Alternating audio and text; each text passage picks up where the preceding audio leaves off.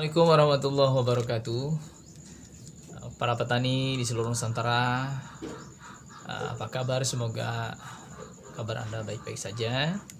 Mudah-mudahan semua ilmu yang di-share di channel YouTube Anda ya, atau di tempat lain di grup-grup Facebook ya, WA dan seterusnya bermanfaat bagi petani lain, terutama para petani muda yang baru belajar seperti kami ini. Oke, saya mau sharing saja. Ini labu madu ya.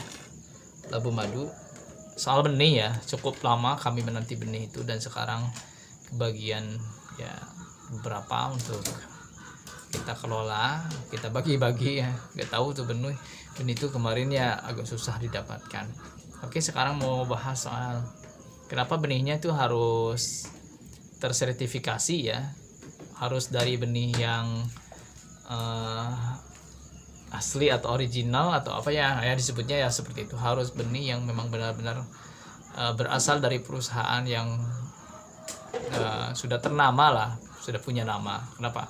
Karena beberapa kali ya pengalaman ini dulu ya, kita beranggapan bahwa setiap labu madu kan ada di sebelah sini itu kan ada biji-bijinya, bisa nggak ditanam dari biji. Beberapa kali kita tanam ternyata tumbuhnya bagus sekali dan buahnya juga besar, cuman sayang ya, buah pertama bagus, buah yang kedua ukurannya kok jadi berbeda.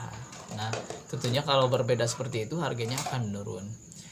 Terus yang pengalaman kedua, ketiga, keempat dan seterusnya, itu kalau kita tanam dari biji F2, F3 itu selain bentuknya juga jadi berbeda dari asalnya, jadi yang kedua ada segi penurunan dari cita rasa.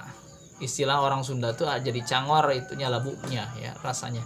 Jadi kelembutan si labu ketika kita kukus itu berbeda dengan labu dari F1. Jadi benih F1 itu labunya itu pulen manis ya.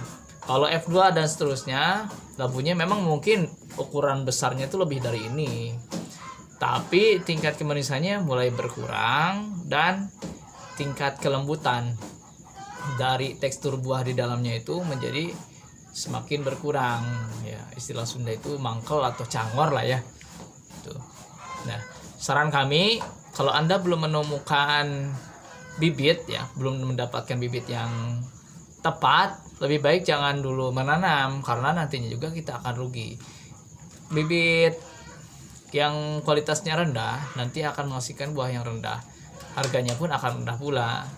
Kemarin dapat ya teman ada yang menjual labu madu karena kualitasnya itu memang ya kita juga mengakui sangat grade C pun ya nggak masuk kayaknya gitu.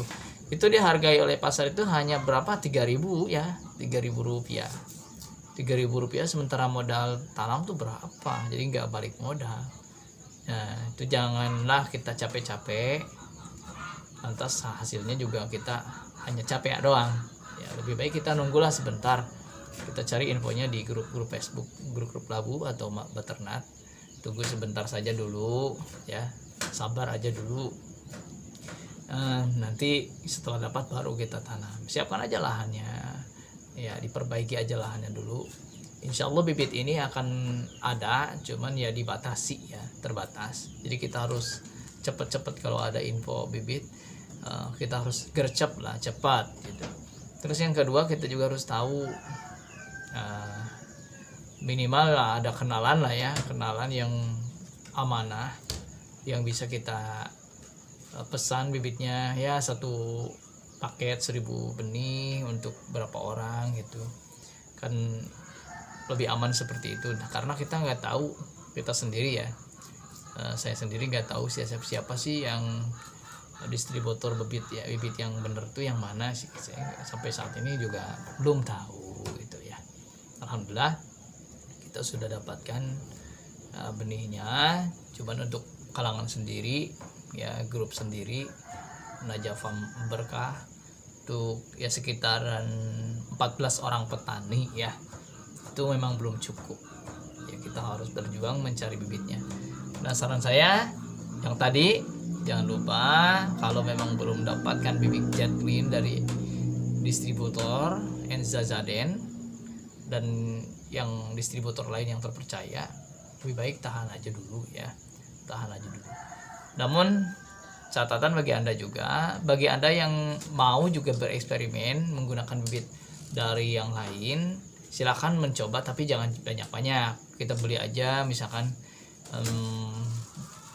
paket yang 200 itu harganya kan gak terlalu mahal, paling 600.000.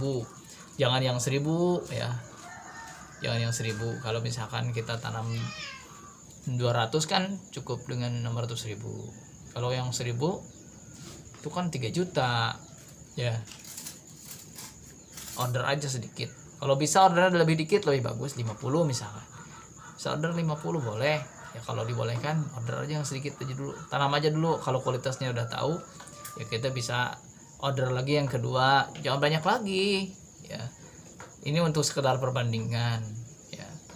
Kalau misalkan ada 4 seller kemasan yang berbeda, kita ya order sedikit-sedikit dari 4 seller ini ya 20 atau 10 biji dari 4 seller itu, kita bandingkan mana yang cocok di tempat kita. Dan cara seperti ini mudah-mudahan bisa lah mengantisipasi kegagalan panen akibat benih yang tidak berkualitas. Oke, terima kasih banyak. Assalamualaikum warahmatullahi wabarakatuh.